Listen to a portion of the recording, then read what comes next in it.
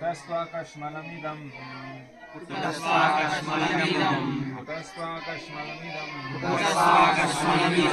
విషమే సముపస్థితం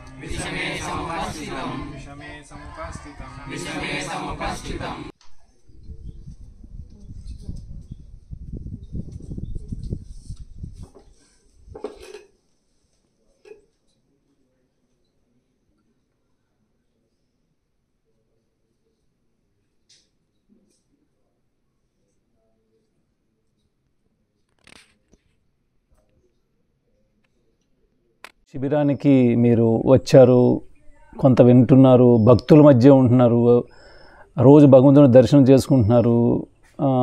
అంటే వైష్ణవుల ద్వారా వండిన ప్రసాదం తీసుకుంటున్నారు అంటే మీరు ఎంతో పుణ్యం చేస్తుంటారు ఏదో జన్మలో, లేకపోతే అవకాశం ఇది లభించదు. దాంతోపాటు భగవత్ చర్చ జరుగుతుంది ఈ శిబిరంలో. ముఖ్యంగా ఎక్కువ ఇదైతే విద్య అనేది ఈ భౌతిక శరీరంకు సంబంధించింది. అంటే ఇప్పుడు మీరు ప్రస్తుతం ఆత్మజ్ఞానం తెలుసుకుంటున్నారంటే అది కూడా చాలా ఉన్నతమైన విషయం. మీరు ఇంతవరకు ఎంత విన్నారో తెలియదు ఇటు వచ్చాక ఆత్మజ్ఞానం గురించి. ముందు ఆత్మజ్ఞానం మీరెవరు, ఎక్కడి నుంచి వచ్చారు? ఇప్పుడు నేను అడిగాను ఒకళ్ళిద్దరు ముగ్గురికి, చెప్పారు కరీంనగర్, ఇచ్చాపురం,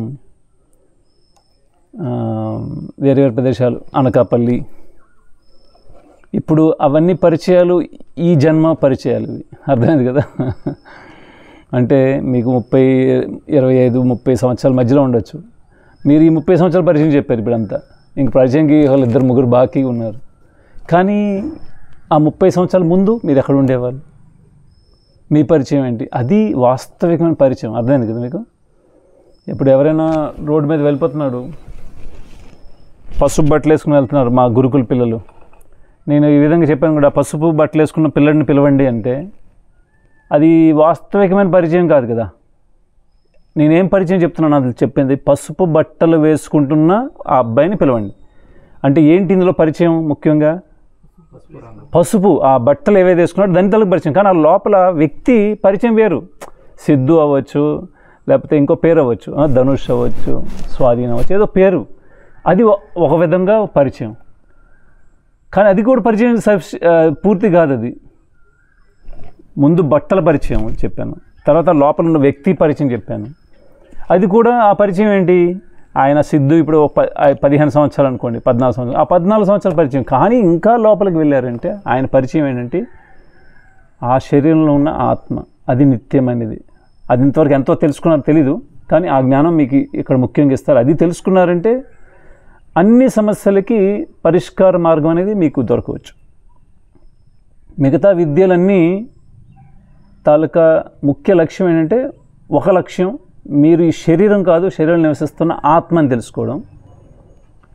అది భగవద్గీత ద్వారా, వేరే వేరే శాస్త్రాల ద్వారా తెలుసుకోవచ్చు. రెండోది, ఆత్మ అన్నప్పుడు పరమాత్మ లేకపోతే భగవంతుడు ఉన్నాడా లేదా, ఆయనకి మనకు సంబంధం ఏంటి, అది తెలుసుకోవడం భగవద్ విజ్ఞానం అనమాట. ఆత్మజ్ఞానం, తర్వాత భగవద్ జ్ఞానం. తర్వాత మనం ఏం చేయాలి, ఎందుకు భక్తి చేయాలి. ఇప్పుడు చూసారంటే ఇస్కాన్ ఫౌండర్ ఏసీ భక్తి వేదాంత స్వామి శ్రీల ప్రభుపాద ఒక ఉదాహరణ ఇస్తుంటారు. ఏమనంటే సర్కస్ గురించి. సర్కస్లో చాలా జంతువులు ఉంటాయి, ఏమి కుక్కలు ఉంటాయి, తర్వాత సింహం ఉంటుంది, పులి ఉంటుంది, ఏనుగు ఉంటుంది. వాటికి కొన్ని ఫీట్స్ నేర్పించవచ్చు. ఏ విధంగా ఫీట్స్, అవి సర్కస్లో కొన్ని ఫీట్స్ చేస్తే ఎలా 2 కాళ్ళతో ఎలా నడాలి నేర్పిస్తుంటారు. తర్వాత ఒక అగ్నిగోళం సృష్టించి దాంట్లో ఎలా దూకాలి నేర్పిస్తారు. కుక్కలు ఇవన్నీ దూకుతాయి అనమాట, సింహం ఇవన్నీ. కాబట్టి వాటిని కూర్చోబెట్టి ఆ జంతువులన్నింటినీ వాళ్ళకి ఈ విద్య ఇవ్వలేము. భగవంతుడు ఉన్నాడు, భక్తి కూడా చేయాలి, అలాంటి జ్ఞానం ఇవ్వగలమా చెప్పండి? పశువులు కూర్చోబెట్టి ఇవ్వలేం కదా. కానీ కొన్ని ఫీట్స్ నేర్పించవచ్చు. అలానే ప్రస్తుత మానవ సమాజంలో మనం ఎన్నో డిగ్రీస్, ఎన్నో రకాల విద్యలు ఇచ్చేయవచ్చు.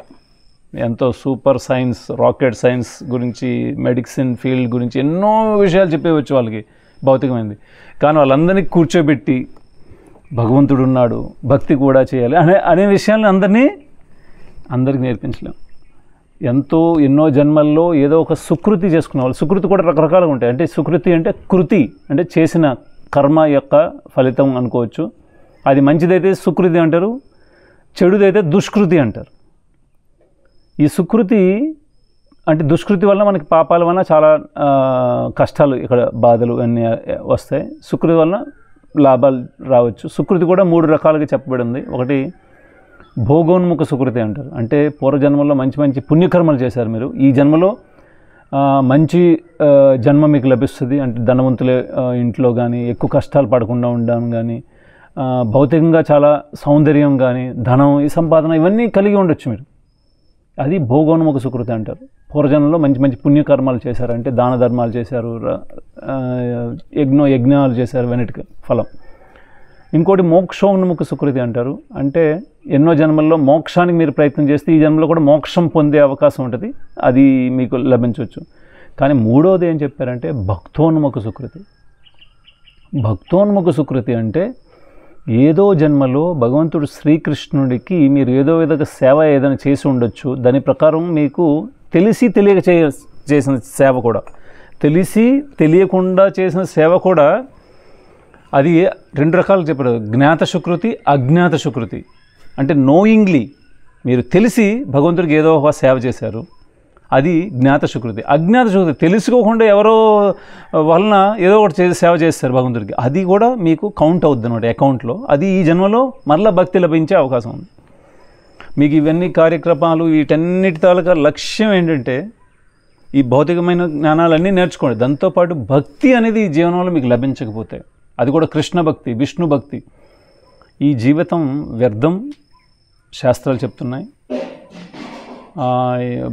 భక్తి లేని వాళ్ళ జీవితం ఎలా చెప్పారంటే మండనం లోకరంజనం అన్నారు. అంటే శవాలంకరణతో సమానం. ఇప్పుడు కొన్ని కులాల్లో కొంతమంది ఏం చేస్తారంటే చనిపోయిన తర్వాత ఆ శవానికి బాగా అలంకరణ చేసి శ్మశానికి తీసుకెళ్ళడానికి ప్రయత్నం చేస్తారు, బాగా అలంకరణ చేస్తారు. లాభం ఏముంది?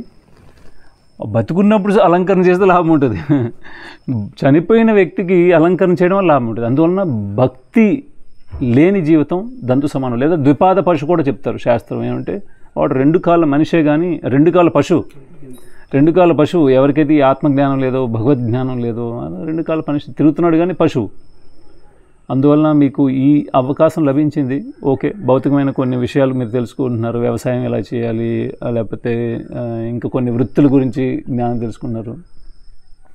కానీ దీని తాలూకు ముఖ్య లక్ష్యం ఏంటంటే మీరు ఏదో విధంగా ఇక్కడ నుంచి భక్తి అనే బీజాన్ని మీరు తీసుకెళ్లారంటే అది మిమ్మల్ని రక్షించగలదు, అనేక జన్మల నుంచి పడుతున్న కష్టాల నుంచి మీకు రక్షించగలదు, భగవంతుడితో ఒక విశేషమైన ప్రేమను కలిగించగలదు, తర్వాత దాన్ని మీరు ఇంకా వేరే వాళ్ళకి అందించగలరు. ఇది ముఖ్యమైన ఉద్దేశం ఇది. అయితే ఇప్పుడు మనం చర్చించే విషయం ఏంటంటే వ్యవసాయం గురించి. ఇది కృషి అని కూడా అంటారు వ్యవసాయంకి. అందుకోసం చాలా దగ్గర కృషి విజ్ఞాన కేంద్రాలు ఉంటాయి. ఆ కృషి అనే పదం సంస్కృతంలో కర్షకుడు అని అంటారు తెలుగులో ఎవరికి, వ్యవసాయదారుడికి. ఎందుకంటే కర్షణ అనే క్రియ ద్వారా ఉత్పన్నమైంది. కర్షణ అంటే భూమిని మనం దున్నుతాం కాబట్టి దాన్ని కర్షణ క్రియ అంటారు. దాని ద్వారా మనం చేస్తున్నాం కాబట్టి వ్యవసాయం. అయితే ఇది ఇంతకుముందు మన పూర్వీకులు చేసే రీతిలో ఇప్పుడు ప్రస్తుతం చేయట్లేదు మనం. ఎందుకంటే ఈ మధ్యలో విదేశీయుల నుంచి ఒక పద్ధతి వచ్చింది. దాన్ని ఏమంటారంటే గ్రీన్ రివల్యూషన్ అంటారు, హరిత విప్లవం, లేదా హిందీలో హరిత క్రాంతి అంటారు. అందులో ఏంటంటే మనకి విదేశీయులు ఎలాంటి పద్ధతులు ఇచ్చారంటే ఇంతకుముందు సహజ సిద్ధంగా పంటలు పండించేవాళ్ళు, దాన్ని కృత్రిమంగా రసాయనాలతో, యంత్రాలతో ఎలా పండించడం నేర్పించేసారు. అదే గ్రీన్ రివల్యూషన్. అంటే ఒక మొక్కకి ఏంటి అవసరం, దానికి తినడానికి కొన్ని అవసరాలు ఉంటాయి కదా. అది ముఖ్యంగా మొక్కలకి, వృక్షాలకి, వీటికి అంటారు ఆంగ్రీపా అంటారు. ఆంగ్రీ అంటే కాళ్ళతో తినేది. అది కాళ్ళతో ఆహారం తినేవి వృక్షాలు, మొక్కలు, పంటలు. ఎందుకంటే వేర్లు, కాళ్ళు కదా, దానికి కాళ్ళు ద్వారా దానికి ఆహారం అవసరం అన్నమాట. దాన్ని తీసుకుంటుంది ముఖ్యమైన ఆహారం. మిగతాది ఆకుల ద్వారా కూడా వస్తుంది ఆహారం. అయితే ఈ ఆహారం ఏదైతే సహజ సిద్ధంగా భూమిలో ఉండాలో, లేకపోతే వ్యవసాయదారుడు కల్పించాలో ఒక మొక్క పెరుగుదల కోసం, అది కృత్రిమంగా రసాయనాల ద్వారా పండించడం ఒక అలవాటు అయిపోయింది. ఇప్పుడు ప్రపంచంలో మన ఇండియాలో తీసుకున్నామంటే చాలామంది ఇదే అలవాటుకి ఇప్పుడు అలవాటు పడిపోయారు, రసాయనాలతో పండించడం. అంటే అందులో ముఖ్యమైన రసాయనాలు ఏంటంటే యూరియా, డిఏపి, పొటాష్, దాంతోపాటు ఎన్నో సూక్ష్మ పోషకాలు అంటే మైక్రోన్యూట్రియంట్స్, ఎన్నో రకాల అవసరాలు ఉన్నాయి ఒక మొక్కకి. మనకు కూడా పోషకాలు చూసారంటే ఇవన్నీ గ్లూకోజ్ అవసరం, విటమిన్స్ అవసరం, మల్టీవిటమిన్స్ కదా, చాలా రకాల విటమిన్స్ అవసరం, మినరల్స్ అవసరం, అప్పుడే మనకి పోషణ కరెక్ట్ జరుగుతుంది. అలానే మొక్కకు కూడా చాలా అవసరాలు ఉంటాయి. దాంట్లో ముఖ్యమైన అవసరం ఏంటంటే సైంటిస్టుల పరంగా, మన శాస్త్రపరంగా వేరే అవ్వచ్చు దానికి అవసరమైన ఏవైతే ఉన్నాయో మూలం, కానీ రసాయనాల్లో వాళ్ళు మాట్లాడారంటే దాన్ని ఎన్పికే అంటారు, నైట్రోజన్, ఫాస్ఫరస్ అండ్ పొటాష్. ఇవి ముఖ్యమైనవి. దాంతోపాటు ఇంకా జింక్, ఇంకా రకరకాల మైక్రో అంటే సూక్ష్మ పోషకాలు ఉన్నాయి. అయితే ఇవన్నీ ఎప్పుడైతే కృత్రిమంగా మొక్కకి అందించడం ప్రారంభించారు, యూరియా అంటే అందులో ఎన్పికే 3 ఉంటాయి, 46% నైట్రోజన్ ఉంటుంది, అలాగే పొటాష్ ఇవన్నీ ఉంటాయి. అలానే డైఅమోనియా ఫాస్ఫేట్, డిఏపి అంటారు, అది అందిస్తున్నారు. పొటాష్ డైరెక్ట్గా విడిచిపెట్టేస్తున్నారు. అయితే ఎప్పుడైతే మొక్కకి ఈ విధంగా కృత్రిమంగా అందిస్తున్నారో ఆ మొక్క పెరుగుదల కూడా కృత్రిమంగా అయిపోతుంది. దాంతో ఏవైతే పోషకాలు మనకు అందాలో అది అందించలేదు, దాని గ్రోత్. ఎందువలన చూడండి, ఇంతకుముందు మొక్కలు ఏవైతే వేర్ల వ్యవస్థ చూసారంటే న్యాచురల్ వ్యవసాయంలో దాంట్లో పోషక విలువలు ఒకే దగ్గర దొరికిపోవు, దానికి కాలు దగ్గర దొరికిపోతే అది తినడం అక్కడే ప్రారంభించేస్తుంది. దానికి ప్రయత్నం చేయాల్సి వస్తుంది భూమిలో. అందువలన మీరు వరి కానీ ఏదైనా ఒక మొక్కని నాటండి, వరి మొక్క, ఇంకో పక్కన ఇంకో మొక్క నాటండి. రెండిటికి ఒకటి మీరు ప్రకృతి సిద్ధంగా ఏదైనా పేడ, గత్తం కానీ అలాంటి ఎరువేయండి. రెండో దానికి యూరియా, పొటాష్ ఇవన్నీ వేయండి. కొన్ని రోజులు పెరుగుదల చూసండి చాలా నల్లగా చాలా బాగా పెరిగిపోద్ది. అది పెరుగుదల కొంచెం స్లో అవ్వచ్చు, కానీ కొన్ని రోజుల తర్వాత 2 మొక్కల్ని పీకారంటే ఇది చాలా బలంగా వస్తుంది, ఇది చాలా ఈజీగా వచ్చేస్తుంది. ఎందుకంటే దీనికి ఆహారం ఏదైతే దాని కాలు దగ్గరే దొరికింది, వేర్ల దగ్గరే, దాని తాలూకా రూట్స్ డెవలప్మెంట్ ఎక్కువ ఉంటుంది. ఎందుకంటే అది దానికి కాలు దగ్గర దొరికిపోతుంది, వేస్తున్నారు పొటాష్ ఇవన్నీ, దానికి ప్రయత్నం చేయాల్సి వస్తుంది. దీనికి మాత్రం ప్రయత్నం చేయాల్సి వస్తుంది, ఎక్కడ ఉన్నాయి పోషకాలు అని. దాని తాలూకా వేరు వ్యవస్థ చూసామంటే చాలా ఎక్కువగా ఎక్స్పాండ్ అవుద్ది, చాలా ఎక్కువ వేర్లు ఇందులో వస్తాయి. అది సేమ్ ఒకే రకం మొక్క మనం వేసిన అంటే ఇది పోషక విలువలు దూరం నుంచి ప్రయత్నం చేస్తుంది తీసుకోవడానికి. దీనికి ఈజీ వ్యవస్థ అయిపోయింది. అందువలన ప్రస్తుతం మనం చూసామంటే ఇప్పుడు ఇక్కడ కూర్చున్న వాళ్ళందరికీ బ్లడ్ టెస్ట్ చేసామనుకోండి, బ్లడ్ అంటే అన్ని విషయాలు చెప్పేస్తుంది. మీలో ఏంటేంటి తక్కువ ఉన్నాయి, ఎక్కువ ఉన్నాయి ఏంటి, ఇవన్నీ చెప్పేస్తుంది. ఇప్పుడు ఎక్కువ విటమిన్స్ యొక్క లోపం చూసారంటే ఎక్కువగా B3 కానీ B12 కానీ ఇంకా మల్టీవిటమిన్స్ కూడా లోపం చాలా ఎక్కువ ఉంది. దానికి కారణం ముఖ్యంగా ఒక కారణం ఏంటంటే మనం రసాయనాలతో పండించిన ఆహారాన్ని తినడం. కొన్ని సంవత్సరాల నుంచి మన పూర్వీకులు కూడా అదే అలవాటు పడిపోయారు, రసాయనాలు తిండింది. ఇప్పుడు చూసారంటే మల్టీవిటమిన్ ట్యాబ్లెట్స్ ఏవైతే ఉన్నాయో ప్రపంచవ్యాప్తంగా అది క్రోర్ బిజినెస్. క్రోర్స్ అంటే ప్రతి ఒక్క డాక్టర్ ప్రిస్క్రిప్షన్ ఇచ్చాడంటే దాంట్లో మల్టీవిటమిన్ ఏదో ఒకటి వేసేస్తాడు. అంటే ఎంతమంది డాక్టర్లు, ఎంతమంది పేషెంట్లు, ఎంత పెద్ద ఇది ఒక విధంగా మాఫియాలాగా అయిపోయింది. అందరికి అనిపిస్తుంది బెనిఫిట్స్ అని. ఆ లోపం ఎందుకు ఉంది? లోపం లేకపోయినా ఇచ్చేస్తున్నారు. దానివల్ల నష్టం లేదని ఇచ్చేస్తున్నారు మల్టీవిటమిన్స్. అయితే ఆ కొన్ని ట్యాబ్లెట్లు వాడేది తక్కువ, ఇంట్లో పడి అలా పోయేవి చాలా ఎక్కువ అవి కూడా. అంటే చూడండి ఏ విధంగా దీన్ని ఏమంటారంటే ఇన్స్టిట్యూషనలైజ్డ్ ఫ్రాడ్ అనమాట. అంటే ఒక ప్రణాళికాబద్ధంగా చేస్తున్న మోసానికి, పెద్ద మాఫియాకి మనం అందరూ గురవుతున్నాం ఒక విధంగా చూసామంటే. అంటే పోషక విలువలు ఎలా అంతే, మనం తినే ఆహారంలో పరిమాణంలో ఎవరికి తక్కువ లేదు, అందరూ బాగానే గట్టిగా తింటున్నారు. కానీ మరి విటమిన్స్ లోపం ఎందుకు వస్తున్నాయి? మీరు ఏ సిటీకి వెళ్ళండి, ఆ సిటీలో ఎన్నో సూపర్ మార్కెట్లు ఉన్నాయి, అన్ని రకాల పళ్ళు దొరుకుతున్నాయి, అక్కడ అన్ని రకాల కూరగాయలు దొరుకుతున్నాయి. ఎక్కడెక్కడ దొరకని కూరగాయలు ఎక్కడి నుంచో తెచ్చేసి ఎలాగలా అమ్ముతున్నారు. అంటే తినే దాంట్లో తక్కువ లేదు. మాంసాహారం తినేవాళ్ళు కూడా ఎక్కువ అయిపోతున్నారు ఇప్పుడు, ఎందుకంటే అంతమంది శాలరీస్ పెరిగిపోతున్నాయి కదా. ఏం చేసుకుంటారు డబ్బు? ఎంత వెజిటేరియన్ తింటారు? ఇప్పుడు non vegetarian, easy available, tasty అని తింటున్నారు. మరి ఎన్ని ఆహారాలు తింటున్నా పోషక విలువల లోపం ఎందుకు వస్తుంది? ఏదో లోపం జరుగుతుంది మనం తినే ఆహారంలో ఏదో. ఎందుకంటే మన ప్లేట్లో తినే ఆహారం ఏదైతే పెట్టుకున్నామో అందులో పోషక విలువలు ఉండాలంటే అది భూమిలో ఉండాలి. అది భూమిలో ఉంటే అది అందించగలదు.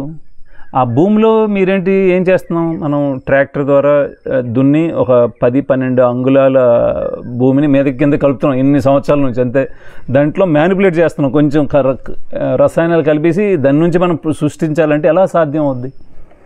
మన పూర్వీకులు కూడా అదే చేసేవాళ్ళు. 8-10 అంగుళాలే, కాకపోతే ఇప్పుడు ఇంకా డీప్ ప్లవ్వింగ్ అయిపోతుంది, చాలా కింద నుంచి మట్టి తీసి మీద కలిపి అంత చేస్తున్నారు. దానివల్ల సాయిల్ స్ట్రక్చర్ ఏదైతే ఉంటుందో, మట్టి తాలూకు ఒక స్ట్రక్చర్ ఉంటుంది, అది డ్యామేజ్ అవుద్ది. అయితే ఈ మట్టిని మీదకి కందెకి కలిపి పూర్వీకులు ఏ విధంగా కలిపేవారంటే ఆవుల యొక్క పేడ కానీ, గోమూత్రం కానీ, లేకపోతే గొర్రెలు, మేకల మందలు అక్కడ కూర్చోబెట్టడం వల్ల కానీ దానివల్ల దానికి పోషణ లభించేది. తర్వాత ఆకులు అలములు ఏవైతే కుళ్ళుతాయో వాటి పద్ధతుల ద్వారా పండించేవాళ్ళు. కానీ ఇప్పుడు కృత్రిమంగా యాడ్ చేయడం వల్ల మనకి ఏంటి అవసరాలో అది అందట్లేదు, ఒక ముఖ్య కారణం, ముఖ్యంగా ఆహారం లోపం. నెక్స్ట్ రెండోది ఏంటంటే విత్తనాల్లో కూడా లోపం. ఇంతకుముందు నాటు విత్తనాలు ఉండేవి, దాంట్లో పోషక విలువలు ఎక్కువ ఉండేవి, ఇప్పుడు అవన్నీ మార్చేశారు. ఇంతకుముందు పూర్వం రైతులు ఏంటంటే విత్తనాలు ఏవైతే ఉండేవో వాళ్ళు కొన్ని విత్తనాలుగా ఉంచుకునేవాళ్ళు, మిగతా తినేవాళ్ళు, మిగతా కొంత అమ్ముకునేవాళ్ళు. కానీ ఇప్పుడు ఈజీగా ఎవరు విత్తనాలు స్టోర్ చేస్తారు, స్టోర్ చేయడానికి చాలా పద్ధతులు ఉన్నాయి. నాటు పద్ధతులు ఉన్నాయి, లేకపోతే విదేశీ పద్ధతులు కూడా ఉన్నాయి. అంటే కెమికల్స్ కొన్ని కలిపేస్తారు, దానికి ఏమో పురుగులు ఆశించకూడదు. కానీ నాటు పద్ధతులు కూడా చాలా రకాలు ఉన్నాయి. బూడిద కలుపుతారు, లేకపోతే అమావాస్య రోజున వాటిని అంటే సంచిలో వేసి ఉంచుతారు, లేకపోతే ఇంక కొన్ని చెక్కలు ఆకులు ఉన్నాయి, అవి కలిపితే దానికి కూడా పురుగు పట్టవచ్చు. ఇసుక కలుపుతారు కొంతమంది. అయితే వాటికి బద్దకించి ఎవరు చేస్తారు ఇవన్నీ? ఇప్పుడు డైరెక్ట్లీ షాప్లో దొరికిపోతున్నాయి విత్తనాలు అని దాని మీద అలవాటుపడుతున్నారు. తర్వాత ఎవరైతే విత్తనాలు చేసే కంపెనీలు వాళ్ళ తాలూకా ఏ విధంగా మనం వాళ్ళ మోసానికి గురి అయ్యామంటే, వాళ్ళు ఎలాంటి విత్తనాలు సృష్టిస్తున్నారంటే దాంట్లో ఎలాంటి మార్పులు చేసి,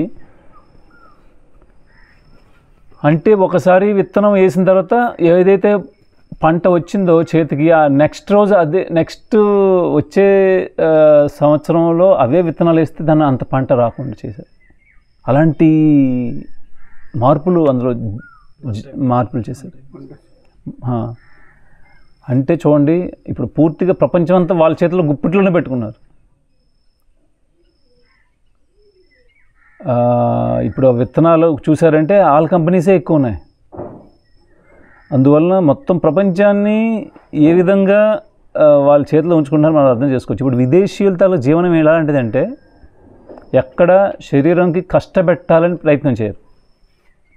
ఎక్కడైనా చేయడానికి, ఏదైనా పని చేయడానికి కష్టం అనిపించితే దానికి ఏదైనా ఇన్వెన్షన్, ఒక కొత్తది కనుక్కుంటారు, అది ఈజీ చేయడానికి ఆ ప్రాసెస్. అంటే శరీరం కష్టపెట్టాం, ఆ ఈజీ చేయడానికి చాలా కష్టపడతారు వాళ్ళు. అంటే ఒక్కసారి ఇన్వెన్షన్ చేసామంటే దాంతో డబ్బు చాలా ప్రపంచవ్యాప్తంగా అది టెక్నాలజీ. ఆ ఇన్వెన్షన్ అనేది ఎలా చేస్తున్నారంటే బై కెమికల్ మీన్స్, లేకపోతే బై మెకానికల్ మీన్స్. అంటే ఒక రసాయన పరంగా ఒక చేసే పనిని ఈజీ చేయడానికి ప్రయత్నం చేస్తున్నారు, లేదా ఒక యంత్రపరంగా, అంటే అది ఎలక్ట్రికల్ అవ్వచ్చు, ఎలక్ట్రానిక్ వే అవ్వచ్చు, ఏదైనా ఒక మెకానికల్ అవ్వచ్చు, అది డివైస్ స్టార్ట్ చేస్తున్నారు దాన్ని ఈజీ చేయడానికి. అదే చాలా పెద్ద లోపం ఒక విధంగా చూస్తే. ఆరోగ్య సమస్యలకి వీటన్నిటి కారణం మనం ఇప్పుడు శారీరక శ్రమ పడాలనుకోవట్లేదు. వాళ్ళు ఏవైతే ఇచ్చారో అవే ఈజీ వేస్ అయిపోతున్నాయి. ఇప్పుడు చూడండి, ఇక్కడ నుంచి మనం కొంత దూరం వెళ్ళాలి, ఇక్కడ నుంచి ఆశ్రమంకి వెళ్ళాలి అంటే ఎవరు నడుస్తారు? ఇప్పుడు విదేశీయులు ఏం చేస్తారు? సైకిల్ అనేది సృష్టించారా, కొంచెం ఈజీ. తర్వాత మోటార్ సైకిల్స్, తర్వాత స్కూటర్స్, తర్వాత కార్లు, ఇంకా లేటెస్ట్, ఎక్కడ జర్క్ కూడా తగలకూడదు అలాంటి వెహికల్స్ తయారు చేస్తున్నారు. అంటే ఎక్కువగా శారీరక శ్రమ, ఎక్కడ శారీరకంగా కష్టం జరగకూడదు. అలానే బట్టలు ఉతకడానికి రకరకాల ఏ వాషింగ్ పౌడర్తో, ఏ వాషింగ్ సోప్తో స్టార్ట్ చేశారు. ఇప్పుడు ఏంటి, ఇంకా హై టెక్నాలజీ లిక్విడ్ డిటర్జెంట్స్ వస్తున్నాయి. అంటే కెమికల్స్ని యూజ్ చేసి, లేదా వాషింగ్ మిషన్స్ యూజ్ చేసి శారీరక శ్రమ తగ్గించేవాళ్ళం.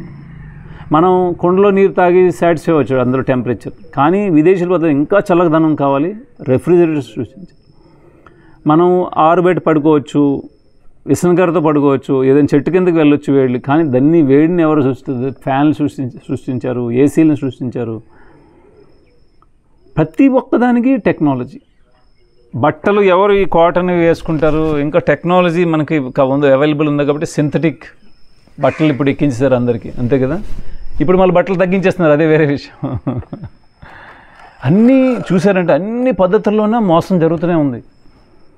మన ముఖ్యంగా ఆయుర్వేదం అనేది భగవంతుడు విష్ణువు యొక్క అవతారం ధన్వంతరి ద్వారా వచ్చింది. ఆయుర్వేదం అంటే ఏంటి? ఆయువు గురించి చెప్పేది, ఆయువు పెంచే శాస్త్రం, అది ఆయుర్వేదం. అది ధన్వంతరి ద్వారా వచ్చింది. దాంట్లో కొన్ని విషయాలు ఏం చెప్పారంటే ప్రతి ఒక్కరి ఆరోగ్యం అనేది ముఖ్యంగా అందులో ఇది కూడా చెప్పబడింది, రోగాలు ఎందుకు వస్తున్నాయి ప్రతి ఒక్కడికి. అది ప్రజెంట్ కర్మ, పాస్ట్ కర్మ. ఇప్పుడు చేస్తున్న కర్మఫలాలు, పూర్వజన్మలో చేస్తున్న కర్మఫలాలను బట్టి అని ఉంది. చాలా రకాల శ్లోకాల్లో మీరు చూసారంటే క్షయరోగం ఎందుకు వచ్చింది, కుష్ఠరోగం ఎందుకు వచ్చింది, ఈ రోగం ఎందుకు వచ్చింది, దానికి కొన్ని కర్మ విపాకం చెప్పాడు. వీడు ఏం చేశాడు పూర్వజన్మల్లో, ఏ కార్యం చేయడం వల్ల ఈ రోగం వచ్చింది అని ఉంది. దానికి పశ్చాత్తాప విధానం, ప్రాయశ్చిత్తం ఇవన్నీ కూడా ఇవ్వడం జరిగింది. దాంతోపాటు మందులు కూడా ఇవ్వడం జరిగింది. అంటే ముఖ్యంగా రోగాలు అనేవి మనం చేసుకున్న కర్మఫలాలు, ఇప్పుడు చేసినవి పూర్వజన్మలు చేసిన బట్టి వస్తున్నాయి. కానీ ఇంకో విషయం ఏం చెప్పారంటే ముఖ్యంగా ప్రతి ఒక్కరి యొక్క ఆరోగ్యం దేని మీద ఆధారపడిందంటే వాడి యొక్క జీర్ణక్రియ ఎలా జరుగుతుంది. కడుపులో తింటున్నది ఏది తింటున్నాడు ఆహారం, అందులో పోషక విలువలు ఎన్నో ఉన్నాయి. తర్వాత లోపల కడుపులోకి వెళ్ళాక జీర్ణక్రియ ఎలా జరుగుతుంది. జీర్ణక్రియ సక్రమంగా జరిగిందంటే ఎవరికైనా దాని నుంచి ఏవైతే ఉత్పత్తులు వస్తాయో దాంట్లో విష పదార్థాలు తయారవు. ఎందుకంటే ఎక్కడైనా నొప్పులు వచ్చినా ఏవైనా మనం శరీరం తింటున్న ఆహారంలో ఏమైనా విషాలు తయారవచ్చు, దానివల్ల మనకి ఇవన్నీ రోగాలు వస్తాయి. అయితే జీర్ణక్రియ ఒకటి ముఖ్యంగా చెప్పారు. కానీ ఆ జీర్ణక్రియ అనేది దేని మీద ఆధారపడిందంటే వాడు రోజు చేసే శారీరక శ్రమ ఎలా ఉంది. ఒకవేళ శారీరక శ్రమ లోపించిందంటే జీర్ణక్రియ మందగిస్తుంది, అందువలన వాడికి రోగాలు తప్పవు. ఇప్పుడు ప్రస్తుతం విదేశీ విధానాలన్నీ దేనికోసం వస్తున్నాయి? శారీరక శ్రమ తగ్గించడానికి. ఇప్పుడు మనమందరం ఎందుకు అంటే మీరందరూ ఎందుకు చదువుకుంటున్నారు? మంచి జాబులు చేయాలని. అల్టిమేట్లీ మీరు కావాలనుకుంటుంది ఏంటి? 20-22 సంవత్సరాల వరకు చదువుతున్నారు. ఆ చదువు అంతా దేనికి ఉపయోగించడానికి? శారీరక శ్రమ తగ్గించడానికి. ఏసీల్లో ల్యాప్టాప్ల మీద కూర్చొని జాబ్ చేస్తూ మంత్లీ శాలరీ వస్తుంది, ఖర్చు పెట్టుకుంటూ ఇంకా సౌకర్యాలు, ఇంకా శారీరక శ్రమ తగ్గించడానికి ప్రయత్నం కోసమే ప్రయత్నం కదా. ఎంత ఎక్కడ కష్టపడకూడలేదు, దానికోసమే ప్రయత్నం. ఇంకా సౌకర్యాలతో కూడుకున్న జీవనం కోసం. అంటే అందరూ దేన్ని తెచ్చుకుంటున్నట్టు? రోగాల్ని ఆహ్వానిస్తున్నట్టు. ఇప్పుడు చూసారంటే ఎన్నో రోగాలకి కారణం ఒకటి ఆహారం అయితే, రెండోది వాడి యొక్క జీవన విధానం ఏంటి అంటే సౌకర్యాలతో విలాసవంతమైన జీవితం ఒకటి అనేది. అంటే అలాగని కొంతమంది కష్టపడలేదని కాదు. ఇప్పుడు కొంతమంది హెల్త్ కాన్షియస్ ఉన్నవాళ్ళు రోజు జిమ్కి వెళ్ళి జాగింగ్ చేసుకుంటూ వాళ్ళు హెల్త్ మెయింటైన్. కానీ మా గురువుగారు ఆయన లండన్ నుంచి పరంపూజ భక్తి వికాస్ సోమరాజు అంటే శ్రీల ప్రభుపాదుల యొక్క శిష్యులు. ఆయన ఏమంటారంటే నేను ఎవరి ఇంటికి వెళ్తే వాళ్ళ ఇంట్లో చాలా మెషిన్స్ ఉంటాయి. ఏంటిది? మిక్సర్ గ్రైండర్, వాషింగ్ మెషిన్, ఇంకా డిష్ వాషర్, ఇంకా కొంచెం డబ్బున్న వాళ్ళది డిష్ వాషర్ ఉంటాయి, వ్యాక్యూమ్ క్లీనర్స్ ఉంటాయి, అన్నీ ఉంటాయి. దాంతోపాటు ఇంకో మెషిన్ నేను చూస్తాను ఏంటంటే ట్రెడ్మిల్, అంటే ఎక్సర్సైజ్ చేసే మెషిన్. అంటే ఇది ఫూలిష్నెస్ అంటారు, ఇది మూర్ఖత్వం. ఇవన్నీ నేను పనులు చేయను, కానీ హృదయం జాగింగ్ చేస్తాను ఈ మెషిన్ మీద, లేకపోతే ఎన్నో వెయిట్ లిఫ్టింగ్ చేస్తాను అంటే ఇంకో దగ్గర శ్రమ పడుతున్నట్టే కదా. మీరు అర్థమైంది కదా. మీరు రోజు చేసుకున్న ఏదైతే ఉన్నాయో ఆ పనులు మీరు చేతితో చేసుకుంటే ఆ మెషిన్ అవసరం లేదు, అది చెప్తున్నారు అక్కడ. ఇది చాలా పెద్ద ఫూలిష్నెస్ అనమాట. అందుకోసం మనం శారీరక శ్రమ తప్పించుకోవాలని ప్రయత్నం. ఇప్పుడు మన భారతీయ జీవన విధానం చూడండి, ప్రతి ఒక్క దాంట్లో శారీరక శ్రమ అనేది ఉంటుంది. దున్నడం, ఎడ్లతో దున్నడం అంటే మీకు శారీరక శ్రమ, అంటే మీకు అది ఉపయోగపడుద్ది ఆరోగ్యం కోసం. కానీ ఇప్పుడు ట్రాక్టర్స్ వచ్చాయంటే దాని తాలూకు బరువు ఎంత? అది పొలంలో తిరిగిందంటే దాన్ని మట్టిని ఏం చేస్తుంది? కాంపాక్ట్ చేస్తుంది, టైట్ చేసేస్తుంది. తర్వాత ఎన్నో రకాల మనకి ఉపయోగపడే జీవరాశుల్ని అది నష్టం చేస్తుంది. ముఖ్యంగా వానపాములు ఏమన్నారు? అవి స్నేహితులు అన్నారు వ్యవసాయదారులకు. వానపాముల తాలూకు కర్తవ్యం ఏంటి? అవేం చేస్తాయి? అవి హోల్ చేస్తాయి, హోల్ చేస్తూ కిందకి వెళ్తాయి. కింద మళ్ళీ ఏ హోల్ చేస్తే ఆ వైల్ కాదు, ఇంకో హోల్ నుంచి వస్తాయండి బయటకు. అంటే అలా హోల్ చేస్తూ కింద నుంచి మట్టిని మీదకి చేస్తున్నాయి. తర్వాత ఎంతో అగ్రికల్చర్ వేస్టేజ్ ఏదైతే ఉంటుందో దాన్ని సేంద్రియ పదార్థంగా మారుస్తున్నాయి. అవి తినేది ఏంటి?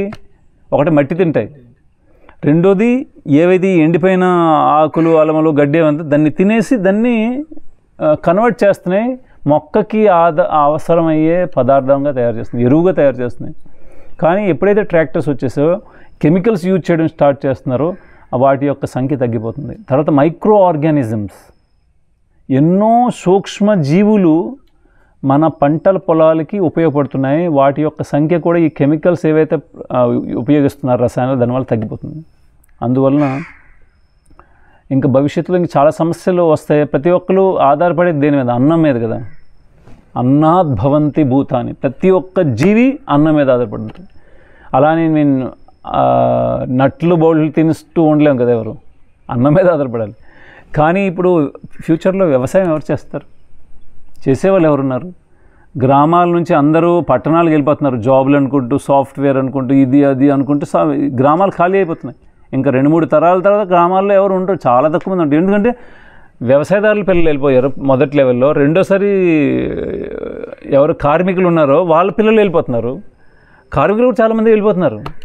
ఇంకా దాంతోపాటు ఇంకా చూసారంటే ప్రభుత్వం యొక్క చాలా రకాల హామీలు, పథకాలు, దాంట్లో మీకు గ్రామీణ వ్యవస్థలో ఎవరు లేబర్ లేకుండా చేస్తున్నారు. అంత యాంత్రీకరణ అయిపోతుంది, యంత్రీకరణ.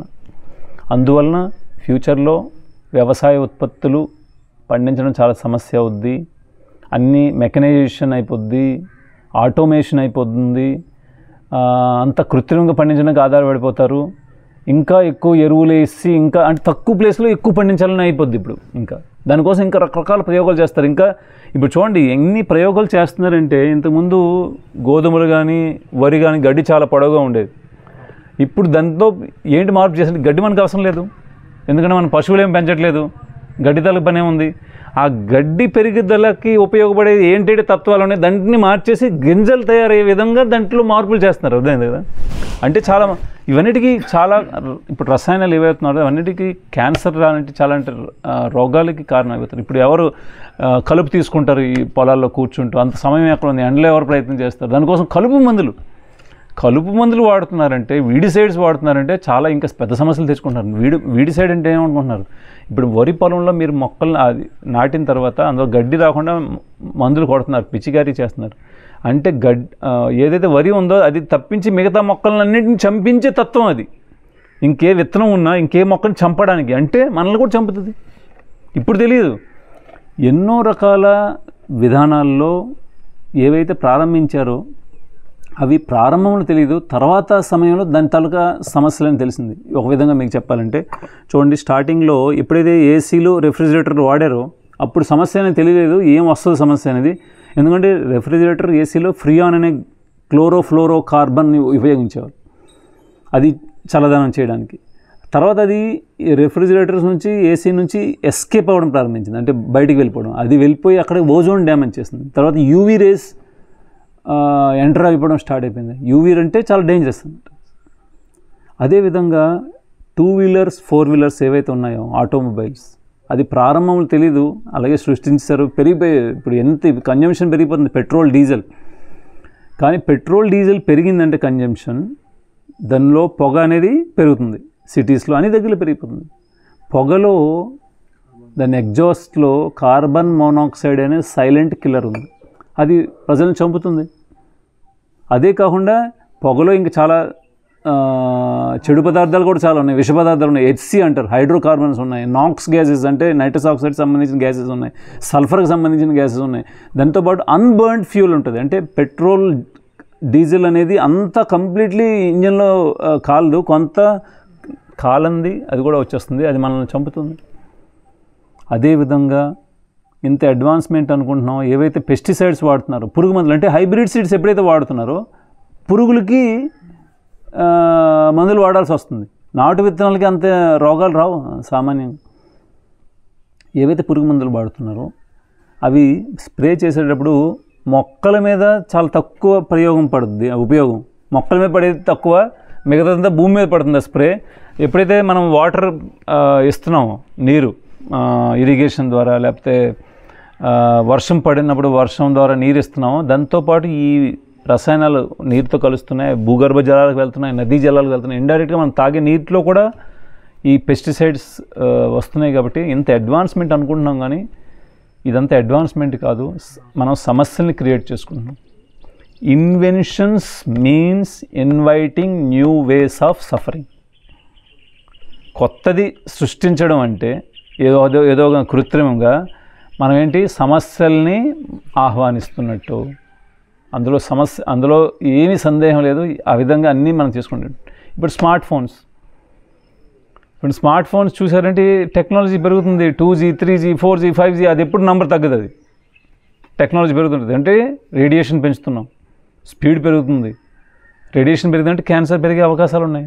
ఇప్పుడు పిల్లలు కూడా స్మార్ట్ ఫోన్కి అలవాటు పడిపోతున్నారు, రకరకాల కార్టూన్స్కి, వీడియోస్కి. అంటే చాలా రకాల సామాజికమైన, ఆరోగ్యపరమైన ఎన్నో రకాల సమస్యలు ఏంటంటే టెక్నాలజీ వలన. అందువల్ల ఇప్పుడు వ్యవసాయం కూడా ఒక విధంగా టెక్నాలజీ ఓరియంటెడ్ అయిపోయింది. ఇప్పుడు అంతా టెక్నాలజీ మీద ఆధారపడింది. అందువల్ల చాలా సమస్యలు తీసుకుంటాం. అందుకోసం మళ్ళీ మన పాత పద్ధతులు పాటించామంటే మనం తినే ఆహారం అనేది శుద్ధి అవుద్ది.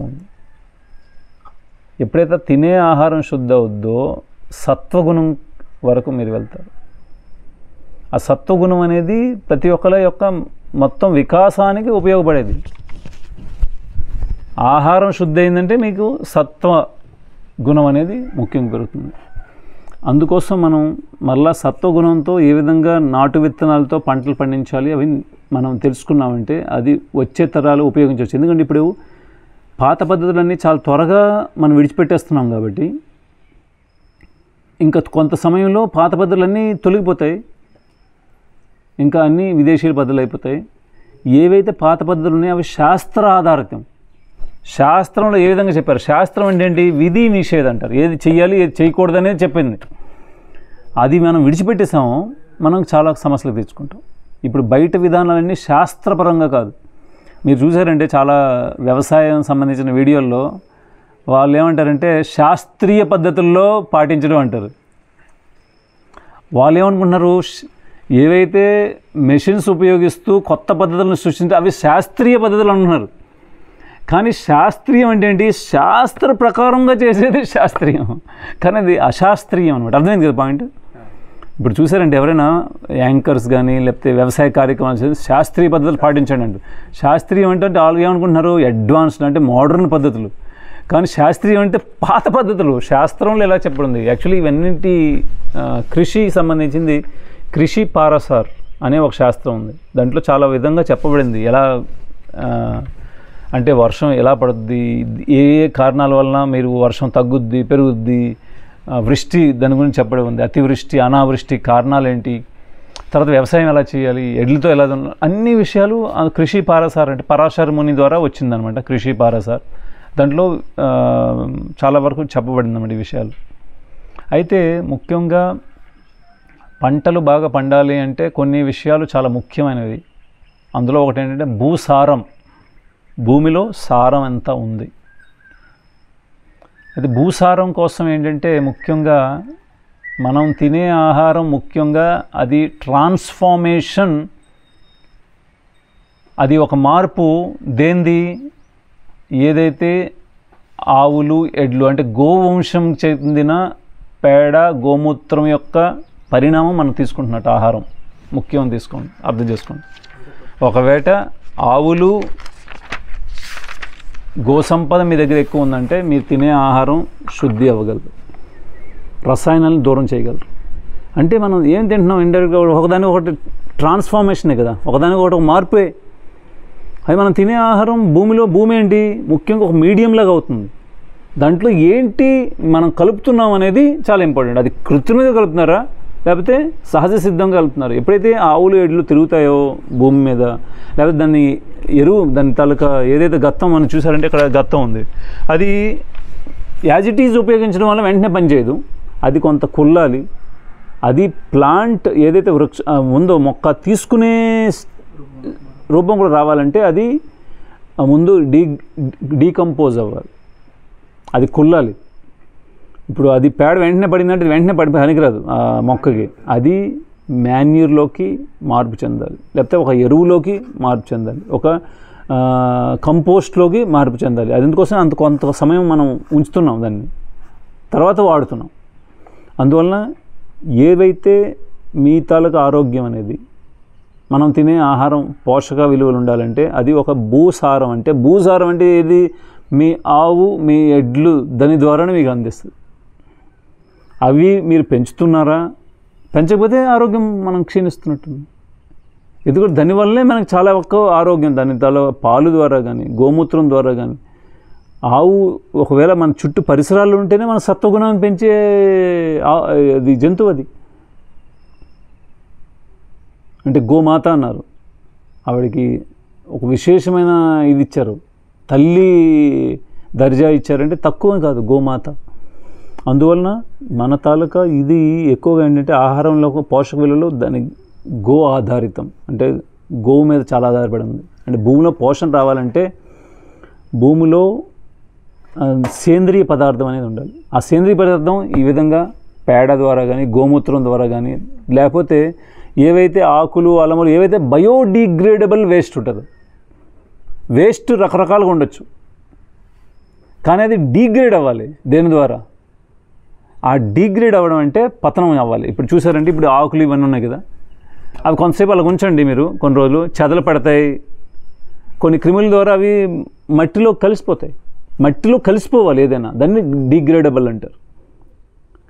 ఇప్పుడు ఏంటంటే ఎప్పుడైతే పాలిథీన్స్ యూజ్ చేసిన చూడండి ఎంత టెక్నాలజీకి లాస్. అంటే ఇప్పుడు ఏదైనా మీరు గ్రామానికి వెళ్ళండి, ప్రారంభంలో లేకపోతే చివరిలో ఆ గ్రామానికి చుట్టూ ఆ రెండు పక్కల ప్లాస్టిక్.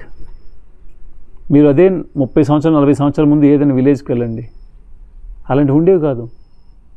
ఆకుల్లో తినేవాళ్ళు, ఇస్తరాకులు కానీ లేకపోతే తారిటాకులు, అవి డీగ్రేడ్ అయిపోతాయి. కానీ ఎప్పుడైతే ప్లాస్టిక్ యూజ్ చేశారో, ఇంకా ప్లాస్టిక్లో మనలాంటి పేద దేశాలు ఏంటంటే ఇంకా పల్చని ప్లాస్టిక్ వాడాలి, మైక్రాన్స్లో థిక్నెస్. అంటే ఇంకా డేంజరస్ అది. ఎందుకంటే పెద్ద ప్లాస్టిక్ అయితే మీకు దొరుకుతుంది, మళ్ళీ రీసైకిల్ చేయొచ్చు. అది చిన్నదైతే అది భూమిలో కలిసిపోయి అది మరి దొరకదు మీకు. అది ఆ భూసారాన్ని తగ్గించేస్తుంది.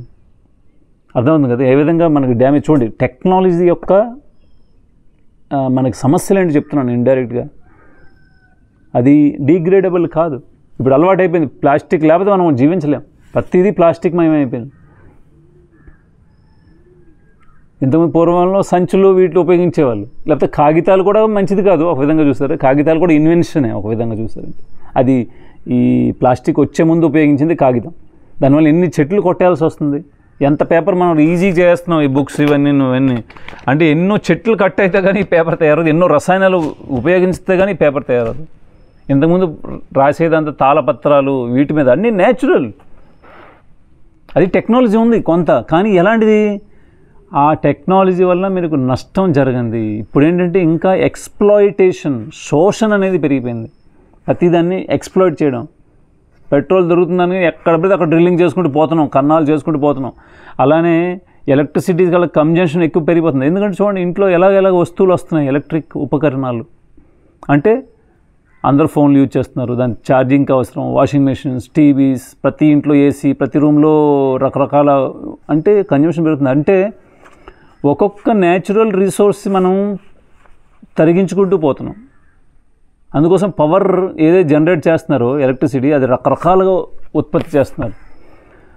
మీరు చూసారంటే థర్మల్ పవర్ అంటారు. అంటే నీటిని వేడి చేసి దాని నుంచి స్టీమ్ ద్వారా టర్బైన్స్ తిప్పుతూ జనరేట్ చేయడం, కానీ అది ఒక పద్ధతి థర్మల్ పవర్. కానీ దానికోసం ఏంటి కావాలి అవసరం? బొగ్గు అవసరం, కోల్ అవసరం.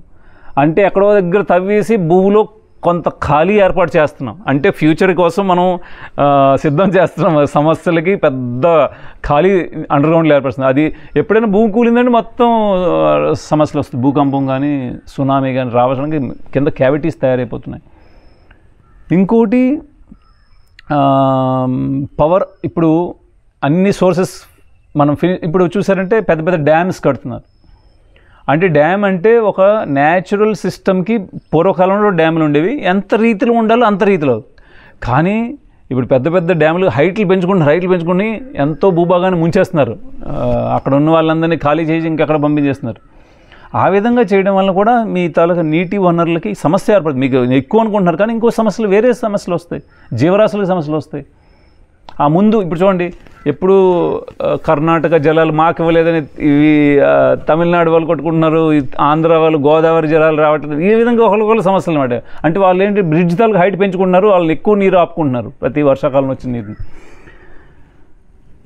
ఆ విధంగా నదీ వనరులు కూడా తక్కువ అవుతున్నాయి కాబట్టి మనం థెర్మల్ పవర్కి వెళ్ళాల్సి వస్తుంది. ఇంకా అణు విద్యుత్కి వెళ్తున్నారు. న్యూక్లియర్ పవర్ ఇంకా డేంజరస్. ఏదైతే రేడియం, థోరియం అలాంటివి తీసుకొని దానికి మనం దాన్ని యాటమిక్ ఎనర్జీ తీసుకుంటున్నామంటే అది ఎప్పుడైనా లీకేజ్ అయిందంటే చాలా దగ్గరలో అవుతుంది. ఇప్పుడు జపాన్లో సునామీ వచ్చినప్పుడు అక్కడ కూడా లీక్ అయింది. అలాగే చాలా పెద్ద కంట్రీస్లో పెద్ద పెద్ద డ్యామేజ్ అయ్యాయి. అంటే ఎప్పుడైతే ఈ రేడియో యాక్టివ్ పదార్థం లీక్ అవుద్దో అక్కడ రేడియేషన్ అయిపోద్ది, ప్రజల యొక్క బాడీ పార్ట్స్ రేడియేట్ అయిపోతాయి. అంటే సమస్యలు తెచ్చుకుంటారు, చాలా సమస్యలు, ముఖ్యంగా క్యాన్సర్ లాంటివి. అంటే మనం ప్రాకృతికమైన అసంతులనాన్ని మనం తెచ్చుకుంటున్నాం. ఒక సంతులనమైన వ్యవస్థ ఉండేది మన పూర్వకాలంలో, అన్ని రకాలుగా డిగ్రేడబుల్ ఏదైనా. అందువలన భూమిలో సారం పెరగాలంటే బయోడిగ్రేడబుల్ వేస్ట్ ఏం చేసేవాళ్ళు పూర్వకాలంలో, అంత చెత్త చెదారం తెచ్చి ఒక పెంట కుప్పలో ఎక్కడ పెట్టేవాళ్ళు. అది 1-2 సంవత్సరాల తర్వాత కుళ్ళిన తర్వాత అది వ్యవసాయ ఉత్పత్తులు వాడేది. ఇప్పుడే ఎవరికి అన్ని ప్లాస్టిక్ అయిపోయి, ఆ ప్లాస్టిక్ కూడా ఒకవేళ ఎవరైనా గొయ్యలు చేసేసినా అందులో ప్లాస్టిక్ వేస్తున్నారు, రకరకాల చెత్త చెదారం వేస్తున్నారు. అదే మళ్ళీ పొలాలకు వెళ్ళిపోతుంది. ఇంకా పొలాల యొక్క ఇంకా నష్టం చేసుకుంటున్నాను అనమాట. ప్లాస్టిక్ చాలా పొలాల్లో ప్లాస్టిక్ ఉంటుంది. Bottles, plastic bottles, chemicals. అందువలన భూసారం పెరగాలంటే సమయం బట్టి భూమికి, అంటే ఓన్లీ భూమిని తీసుకోవడం కాదు, భూమికి ఇవ్వాలి కూడా. ఆ ఇచ్చేది సహజ సిద్ధంగా ఉండాలి. టైం ఎంత అయింది చెప్తుండండి. 10:45. ఈ భూసారం అనేది ముఖ్యంగా ఈ విధంగా సహసిద్ధంగా మనం పండించవచ్చు. ఎంత మనం భూమిని దున్నుతున్నాం, ఏ సమయంలో దున్నుతున్నాం, దానివల్ల కూడా ఎండాకాలంలో ఎక్కువ ఏంటంటే కొన్ని భూములు మాత్రం మనం దున్నేసి ఉంచేయాలి, ఎండకి బాగా తప్పించాలన్నమాట. దానివల్ల దాంట్లో ప్రకృతి సిద్ధంగా దాని తల పోషకాలు పెరుగుతాయి. అందుకోసం ఎండాకాలం దున్నుతారు పొలాలని, ఎండ తగిలిస్తారు. ఎన్నో తలక కలుపు విత్తనాలు ఏవైతే ఉంటాయో అవి ఈ ఎండలకి వేడికి, ఆ వేడికి కూడా అవసరమే. మనం అంటే ఇప్పుడు అనుకున్నాం 2 రోజులు పడుకోలేకపోతున్నాం, ఇంత ఎండ ఉంది, ఇంత వేడి ఉంది. కానీ ఆ తీవ్రత వల్ల ఏంటంటే ఇలాంటి లోపల ఉన్న ఈ విత్తనాలు ఏవైతే ఉన్నాయో, కలుపు విత్తనాలు, అవి కొన్ని నాశనం అయిపోతాయి. ఈ రెండోది, ప్రతి ఒక్క సమయంలో భూమిలో ఉన్న ఎన్నో రకాల క్రిములు, కీటకాలు గుడ్లు పెడతాయి. కొన్ని మనకు ఉపయోగపడేవి, కొన్ని మనకు ఉపయోగపడని క్రిములు ఉన్నాయి. వాటి తాలూకు కొన్ని గుడ్లు కూడా నశిస్తాయి ఎప్పుడైతే దున్నేసి మీరు ఎండాకాలం విడిచిపెడతారో. ఇవన్నీ తెలుసుకోవడం అవసరం. యాక్చువల్లీ మనం అప్పుడు తెలుసుకున్నప్పుడు వ్యవసాయం మనం బాగా చేయగలం. దీని తల పద్ధతి ఏంటి, ఏం చేయడం వల్ల మనకి లాభం జరుగుతుంది. రెండోది భూసారాన్ని పెంచడానికి, రెండోది ఏంటంటే వెళ్ళిపోతుంది గుర్రం, ఎవరికి చెప్పాలి, తెచ్చుకొని తాడు లోపల ఎవరికి చెప్పండి. అక్కడ మన పొలాలు ఉన్నాయి, పొలాల్లో తినేయగలదు అవి. అది తాడు తెంచేసినట్టు ఉంది.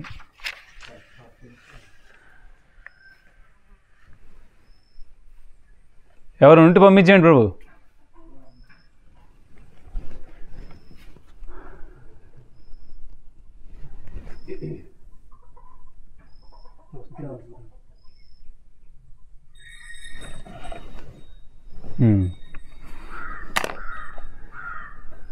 రెండోది వ్యవసాయంలో ముఖ్యమైన విషయం ఏంటంటే సూర్యరశ్మి.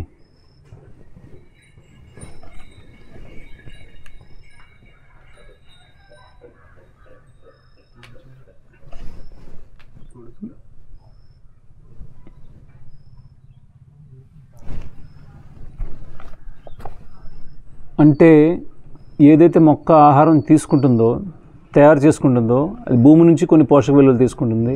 దాంట్లో కిరణజన్య సంయోగ క్రియ మీరు వినుంటారు. దాని ద్వారా దాన్ని గ్లూకోజ్ కానీ దానికి ఆహారం తయారు చేసుకుంటారు. దాంట్లో ప్రాసెస్ ఒకటి ఏంటంటే సూర్యరశ్మి. అందుకోసం సూర్యరశ్మి ప్రతి మొక్కకి ఎంత అందాలి దాన్ని బట్టి మొక్కలు మొలిసేది. నెక్స్ట్ సూర్యుడు ఎంత దూరంలో ఉన్నాడు, ఉష్ణోగ్రత ఒకటి, కాంతి రెండు. సూర్యుడి ద్వారా రెండూ వస్తున్నాయి మీరు చూసారంటే, ఒకటి కాంతి, ఆ కాంతి బట్టి మీకు ఏదైతే సూర్యరశ్మి పడుతుందో ఆకుల మీద దానివల్ల కిరణజన్య సంయోగ క్రియ, దానివల్ల ఆహారం తయారు చేసుకోండి. అది మీరు సఫిషియెంట్ ఇవ్వకపోతే మొక్కకు బట్టి దాంట్లో మీకు అందుకోసం ఎక్కడైనా నీడలో ఉన్న మొక్కలు బాగా పెరగలేవు. కొన్నిటికి నీడ అవసరం కూడా ఉంటుంది, కొన్ని మొక్కలకి కొన్నిటికి పూర్తిగా ఎండ కూడా అవసరం, దాన్ని బట్టి కూడా అవసరం ఉంటుంది దాని తాలుగా. అది కాకుండా రెండోది మీకు కాంతి చెప్పాను, ఒకటి సూర్యుడి బట్టి, రెండోది ఉష్ణోగ్రత. అంటే ఇప్పుడు చూసారంటే సూర్యుడి యొక్క మూమెంట్ ఉంటుంది, ఉత్తరాయణం నుంచి దక్షిణాయనం, దక్షిణాయనం నుంచి ఉత్తరాయణం అలా తిరుగుతూనే ఉంటుంది. ఇప్పుడు చూసారంటే జనవరి 14 మనం దేన్ని మకర సంక్రాంతి అంటాం. అంటే సూర్యుడు మకర రాశి మీద రావడం, అంటే అప్పటి నుంచి ఉత్తరాయణంకి వస్తాడు. అంటే ఇప్పుడు చూసారంటే ఇది ఉత్తరం ఇటు పక్క, ఇది తూర్పు, ఇటు దక్షిణం, ఇలా ఉన్నారంటే సూర్యుడి యొక్క మూమెంట్ దక్షిణం నుంచి ఉత్తరం వరకు ఇలా మూమెంట్ ఉంటుంది. ఎప్పుడైతే ఉత్తరాయణంలో ప్రవేశిస్తున్నాడో అప్పటి నుంచి టెంపరేచర్ పెరగడం స్టార్ట్ అవుతుంది. అంటే జనవరిలో పెరుగుతుంది కదా, అప్పటి నుంచి దక్షిణం నుంచి ఉత్తరంకి రావడం ప్రారంభిస్తుంది. అంటే మనకి డిస్టెన్స్ తగ్గుతుంది, అందువల్ల టెంపరేచర్ పెరుగుతుంది. అర్థమే కదా, భూమికి సూర్యుడికి డిస్టెన్స్ తగ్గడం వల్ల టెంపరేచర్ పెరుగుతుంది. అందువలన మనం వేసే విత్తనాలు ఇవన్నీ ప్రతిదీ ఒక్కొక్క కాలం బట్టి విత్తనాలు నిర్ణయించబడ్డాయి. మీకు ఎంత టెంపరేచర్ ఉంది అంటే వర్షాకాలం ప్రారంభంలో ఉన్నారు అంటే సూర్యుడి తాలూకు మూమెంట్ ఎక్కడ ఉంది, దాని తాలూకు టెంపరేచర్ ఎంత మెయింటైన్ అవుతుంది. ఇప్పుడు టెంపరేచర్ మెయింటైన్ అవుతుంది. ఇప్పుడు చూసారంటే శీతాకాలంలో మీ టెంపరేచర్ ప్రతి దగ్గర వేరువేరుగా ఉంటాయి. మీరు దక్షిణ భారతదేశంకి ఉత్తర భారతదేశంకి వేరేగా ఉండొచ్చు టెంపరేచర్స్.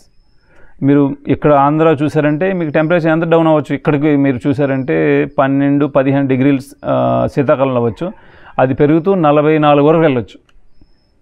అయితే ఏ టెంపరేచర్లో ఏ విత్తనం మనకు వస్తుంది, ఏ వ్యవసాయంలో అంటే ఏ ఏ పంటలు మీరు ఏ టైంలో పండించవచ్చు, ఆ టెంపరేచర్ బట్టి కూడా ఉంటుంది.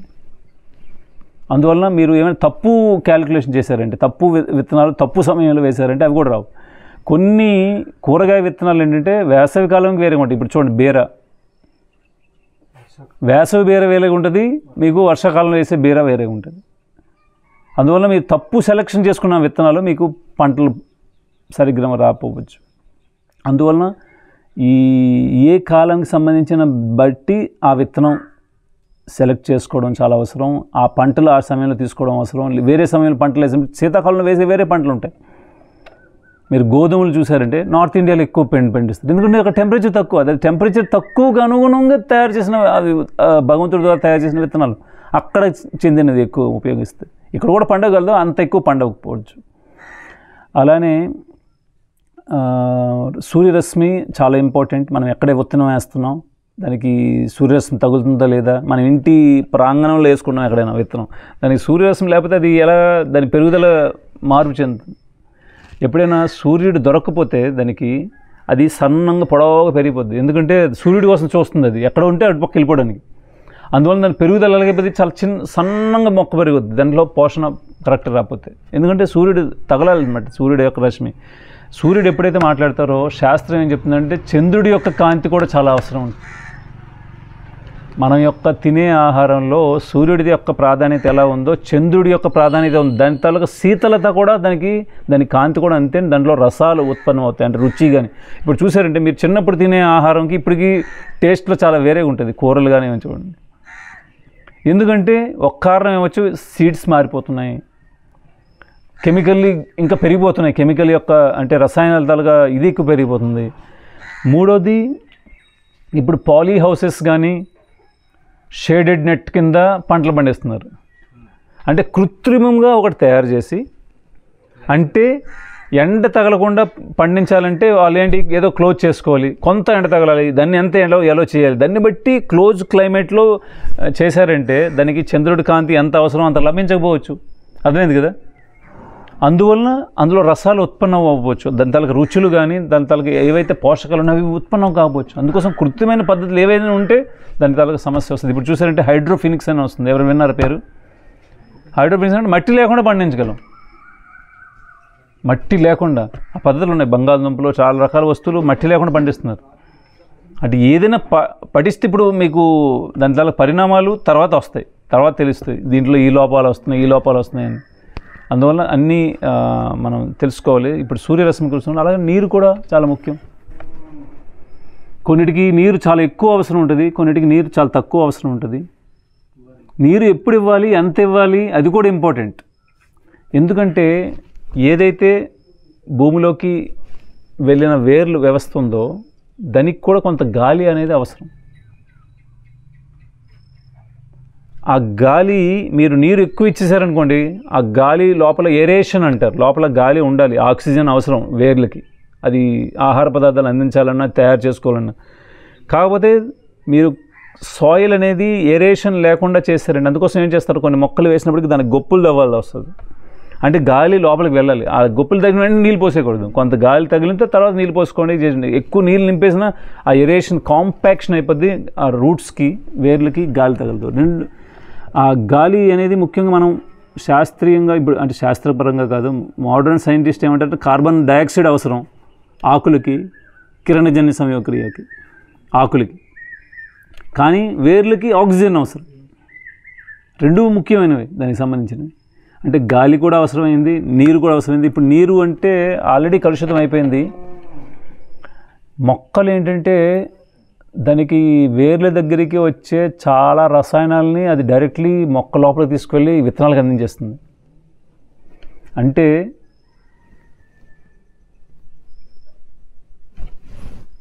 లక్ష్మణ్ ఒకసారి ఆగు. అంటే ఏవైతే కెమికల్స్ వాడుతున్నారో పొలాల్లో, అవి ఏవైతే మొక్కలు ఉన్నాయో అవి ఏం చేస్తున్నాయి, వేర్ల ద్వారా ఆ విషాలను కూడా తీసుకున్నాయి, ఆహారం కూడా తీసుకున్న విషం కూడా వెళ్ళిపోతుంది, దాని నుంచి విత్తనంకి ఆ విషం చేరిపోతుంది. అది మనం ఇంటి తింటున్నాం కూరగాయల్లో, లేకపోతే అంటే మనం తినే రకరకాల ధాన్యాల్లో, పప్పుల్లో వీటిని. అది దీంతోపాటు విత్తనాలు కూడా ముఖ్యం. నాటు విత్తనాలు ఎప్పుడైతే హైబ్రిడైజేషన్ అయిపోయిందో, సంకరణ అయిపోయింది కదా, సంకరణ విత్తనాలు అంటారు. అంటే రెండు జాతుల్ని సంకరణ చేసి కొత్త జాతిని సృష్టించడం, అది పెద్ద డ్యామేజ్. యాక్చువల్లీ చూసారండి, మొత్తం మన తాలూకా వేదిక ప్రణాళిలో ఇలా రకరకాలు చేయడం వలన చాలా మార్పులు జరిగిపోతున్నాయి.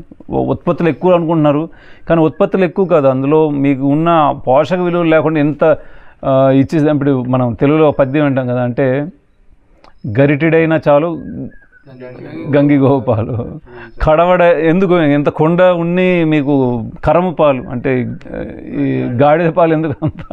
అలానే ఇప్పుడు పోషక విలువలు లేని ఇంత ఆహారం ఎందుకు, అంత ఎందుకు సృష్టించాల్సి వస్తుంది కృత్రిమంగా? ఎందుకంటే పండించే వాళ్ళు తక్కువైపోతున్నారు. అందుకోసం వేరే పద్ధతులు వెళ్ళి తక్కువ ప్లేస్లో ఎక్కువ పండించడానికి ప్రయత్నాలు జరుగుతున్నాయి. అందువలన మళ్ళా మనం కొన్ని పద్ధతులు పాటించడం ద్వారా మళ్ళా భూమిని న్యాచురల్ స్థితికి తేగలం. విత్తనాలు, నాటు విత్తనాలు, హైబ్రిడైజేషన్ అంటే దాంట్లో కొన్ని కూర్పులు చేసి తయారు చేసిన విత్తనాలు. ఎప్పుడైతే హైబ్రిడైజేషన్ స్టార్ట్ అయిందో దానివల్ల కెమికల్స్ ఎక్కువ వాడాల్సి వస్తుంది. అంటే పురుగు మందులు. ఇప్పుడు చూసారంటే పైడి భీమవరం అని ఉంది, మీరు వెళ్ళారంటే మొత్తం స్మెల్లే. అక్కడ కెమికల్స్ తయారు చేస్తున్నారు భూమిలో వేయడానికి. మొత్తం ప్రతి స్టేట్కి ఒక ఇలాంటి నాశనం చేసే రకరకాల పరిశ్రమలు ఉన్నాయి. ఏంటంటే కెమికల్స్ తయారు చేసే పరిశ్రమలు, కెమికల్స్ సృష్టిస్తున్నాయి. అందుకోసం మళ్ళీ పాత పద్ధతులు పాటించడం ద్వారా మనం ఆహారాన్ని మళ్ళా వాస్తవికమైన స్థితికి తేగలం. అది తిన్నామంటే ఆరోగ్యం దేనికోసం, మనం ఎంజాయ్ చేయడానికి కోసం కాదు జీవితం. ముఖ్యంగా ఆహారం ఇవన్నీ మేము స్థాపిస్తుంది వర్ణాశ్రమ ఇలాంటి farm communities only organic food తినడానికి కాదు, ఈ ప్రకృతికి సంబంధించిన మంచి గాలిని తీసుకోవడానికి కాదు, బావుల ద్వారా కెమికల్ ఫ్రీ వాటర్ తాగడానికి కాదు, ఉన్నతమైన చింతనం. అందుకోసమే మేము ఏదైతే పదం వాడుతున్నామో simple living, high thinking. Simple living అంటే సరళ జీవనం, మన భారతీయ ప్రాచీన జీవన విధానం, అది సరళ జీవనం. దాంతోపాటు ఒక హై థింకింగ్ అని ఉంది. హై థింక్ అంటే ఉన్నత చింతనం. అంటే మనం అన్ని సమస్యలకి కారణం ఈ జన్మ మరణం అనే చక్రంలో తిరగడం. అది ఎంతవరకు చెప్తున్నారు ఇంకా మిగతా క్లాస్లో తెలీదు. జన్మ మరణం, జన్మచరణం ఇలాంటి ఇందులో తిరుగుతున్నాం. దాన్ని ఒక జన్మలో మీరు ఆపగలరు. భగవంతుడి యొక్క పరంధామైన వైకుంఠాన్ని మీరు చేరుకోగలరు. అది చేరే విధానమే ఇస్కాన్ ప్రపంచవ్యాప్తంగా ప్రజలందరికీ అందిస్తుంది. దానికి అనుకూలం ఇలాంటి వాతావరణం కాబట్టి దీన్ని మేము తీసుకున్నాం. సరళమైన జీవనం, ఉన్నత చింతనం, భగవంతుని యొక్క నామ సంకీర్తనం. మా గురువు గారు ఆయన లండన్ నుంచి ఆయన ఒకసారి ప్రోగ్రామ్ అంతా అయిపోయిన తర్వాత అడిగారు అక్కడ ఉన్న వాళ్ళకి ఏమైనా ప్రశ్నలు ఉన్నాయని. అయితే ఒక ఆయన ఒక డివోటీ హరే కృష్ణ మహారాజ్ అన్నారు. వెంటనే మా మహారాజ్ ఏమన్నారంటే అది సమాధానం అన్నారు. అర్థమైంది మీకు? లక్ష్యం ఏంటి? హరే కృష్ణ. అది అన్ని సమస్యలకి సమాధానం అది. కానీ యాక్చువల్లీ అది ప్రెజెన్స్ ఆఫ్ మైండ్, అది ఉపయోగించి. యాక్చువల్లీ మేము ఇందాక హరినామ సంకీర్తనం చేసాం, అది యాక్చువల్లీ ధ్యేయం. హరినామాను సంకీర్తనం, హరినామాను కీర్తనం, అది లక్ష్యం. దానికోసం ఇవన్నీ ఉపయోగపడితే తీసుకుంటాం. ఒకవేళ దీనికి ఉపయోగపడనివి ఏవైనా మేము స్వీకరించాం, అది లక్ష్యం. స్మర్తవ్యం సత్తం విష్ణు విస్మర్తవ్యం న జాతు చిత్. ఏంటంట? విష్ణువుని ఎప్పుడూ స్మరించడం, ఒక్క క్షణం కూడా విష్ణువుని విస్మరించకపోవడం. ఒకవేళ నేను చేస్తున్న ఏదైనా కార్యం దీనికి సపోర్ట్ చేస్తుందంటే అది మేము స్వీకరిస్తాం. ఒకవేళ దానికి సపోర్ట్ చేయకపోతే దాన్ని త్యాగం చేసొచ్చు అంట. ఎంత పెద్ద నియమమైనా ఇప్పుడు దీనికి, ఇప్పుడు ఈ చెప్పిన నేను రూల్ ఏదైతే ఉందో, కృష్ణుడిని స్మరించడానికి, కృష్ణుడికి సేవ చేయడానికి, ఆయన మర్చిపోకుండా ఉండడానికి ఏదైనా మాకు తోడ్పడితే తప్పకుండా అది తీసుకున్నాం. దానికోసం ఇంకేదైనా నియమాన్ని మేము ఉల్లంఘించవచ్చు. అందుకంటే అన్ని నియమాలు దేనికంటే ఈ సిద్ధాంతం కోసం ఉంటాయి. అందుకోసం అలాంటి జ్ఞానాన్ని ఇస్తున్నాను. దీన్ని ముందుకు తీసుకెళ్ళండి. ఓన్లీ ఈ 7 days ప్రోగ్రామే కాకుండా మీరు ఈ భక్తి జ్ఞానాన్ని ముందుకు కూడా తీసుకెళ్ళండి. ఇంకా ఫ్యూచర్లో ఎప్పుడైనా మీరు ఎక్కడికి వచ్చి జాయిన్ అవ్వాలని మీకు అవకాశం ఉంటుంది. ఇక్కడ కంప్లీట్లీ ఫుల్ ఫ్యామిలీతో పాటు అది కూడా అవకాశం ఉంది. హరే కృష్ణ. మళ్ళీ రేపు క్లాస్లో మీకు కొన్ని ప్రశ్నలు ఉంటే అవన్నీ తీసుకుంటాను. ఇంకొన్ని విషయాలు మీకు రేపు చెప్తాను. హరే కృష్ణ. శ్రీల ప్రభుపాద్కి జై.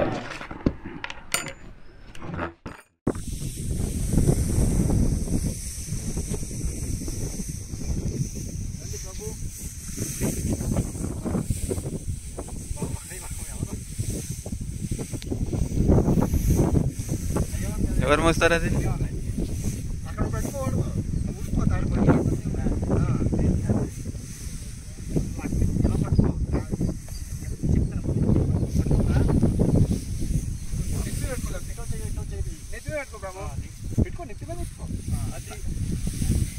నిన్న మనం తీసుకొచ్చాగా అక్కడ వేసిరా, తీసుకొని రా. అర్థమైందా ప్రభు?